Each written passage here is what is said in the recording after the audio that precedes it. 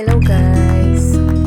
Ngayon lang nakapag-update dahil pareho kami ng baby ko nagkasakit. Then kami naman ng mister ko, dadalhin namin siya sa pija niya kasi malala po yung ubo at saka sipon. Ganun talaga kapag may mga maliliit tayo, kapag may ubo at sipon. Mas maganda yung galing sa doktor yung mga ipapatik natin kasi sila ang nakakaalam sa tamang dosage. Mahirap pong mag-self-medicate para hindi lang tayo magkasala guys.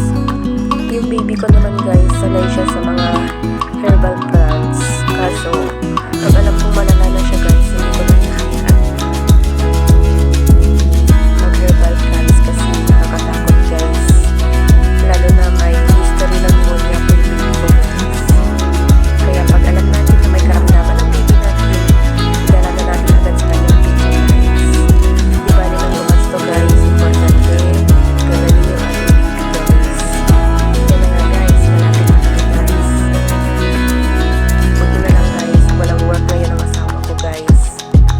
Mamayang gabi pa yung work niya guys, kaya tinitake advantage ko ng magpasama sa kanya kahit hindi maganda yung pakiramdam ko. Importante, maipa-check up ko po yung aking baby guys.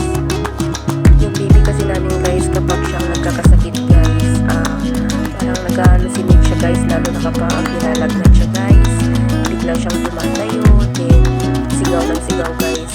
Hindi naman siya yung bata na prone sa convulsion guys, pero siya yung bata na nananaginip guys kapag mataas po ang kanyang temperature guys.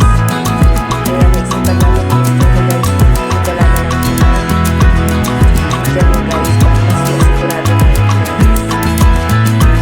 Kaya yun po kasi yung doktor yun sa convulsion guys, napakagaling na doktor guys. Mahal naman guys, pero sigurado naman guys, release lang, magaling na po ang bata guys. Ayun nga guys, nakarating na kami guys.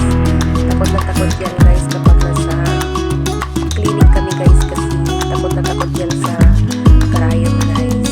Dati na kasi siyang natusukan yan guys, ilang beses na. Kaya pag nandyan yan guys sa clinic, hindi na pa kami guys. Kaya lagi kong sinasama ang tatay niya kapag nagpapacheck up kami guys. Kasi nahirapan ako guys kapag wala akong kasama guys kasi nagwawala din yan minsan guys.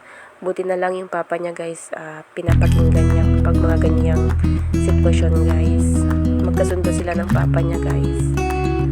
Kaya ganyan na guys, nasa ano pa lang kami guys, information area guys, bago kami i-process sa kanyang doktor guys.